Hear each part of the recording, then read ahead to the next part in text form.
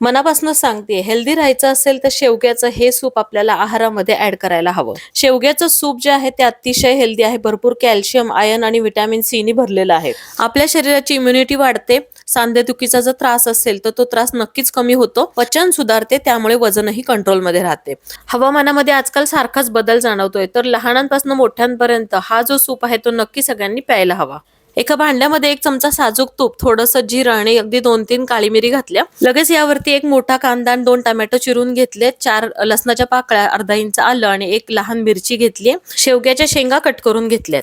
यावरती आपल्याला 2 ते 3 कप पाणी घालायचंय. थोडं मीठ आणि चिमूटभर हळद घातलीये. हे भांडं झाकून ठेवलंय आणि मध्यम आचेवरती छान सगळं शिजू दिलंय. शेवगा आणि भाज्या ज्या आहेत त्या थंड करून आपल्याला मिक्सरमधनं फिरवून घ्यायच्या आहेत आणि बाकीचं जे पाणी आहे ते बाजूला ठेवूया. इथे व्यवस्थित जो चोथा आहे तो आपण बारीक चाळणीवरती काढून घेतोय आणि व्यवस्थित हे सगळं आपल्याला गाळून घ्यायचंय. मस्त चोथा जो आहे तो वेगळा होतो.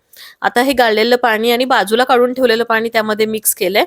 गॅसवरती आपण हे भांडं ठेवतोय आणि आपल्याला काळी मिरी जी पावडर आहे ती आवडत असेल तर थोडी जास्त इथे मी वाढवली. थोडं मीठही मी वाढवलं होतं. शेवग्याच्या शेंगा ताज्या घ्याव्यात आणि कडू नाही याची खात्री करावी. स्वच्छ धुवून घ्याव्यात.